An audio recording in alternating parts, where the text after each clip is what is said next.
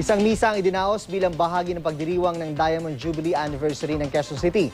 Sinundan ito ng parada kung saan tampok ang iba't ibang floats ng ahensya at private offices ng lungsod, kabilang ang GMA Network. May ulat on the spot si Rida Reyes. Rida? Papatuloy nga ngayong araw ang ika-75th anniversary ng pamahalaang lungsod ng Quezon City. Sa pamamagitan ng isang misa ng bayan, sinimulan ang buong araw na pagdiriwang ng Diamond Jubilee Anniversary. Bahagi na rin ito ng pasasalamat sa patron ng lungsod na Our Lady of the Holy Rosary La Naval de Manila. Sinundan naman ng misa ng parada, tampok ang mahigit 50 floats. Ang mga naturang float ay kumatawan sa iba't ibang ahensya at private offices ng Quezon City.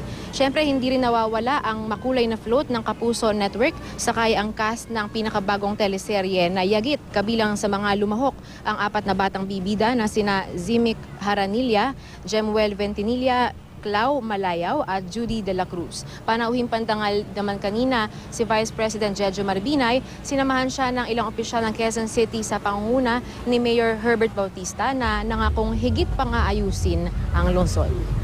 Alam namin na marami pa mga dapat gawin, pero sa pagtutulungan at pagkakaisa ng lahat, mararating natin, maayos natin itong mga kailangan natin sa Quezon City. June, buong araw na magtatagal itong selebrasyon dito sa Quezon City ngayon na mamayang hapon ay magkakaroon ng Grand Zumba Party na susundan naman mamayang gabi ng Gawad Parangal Awards. June.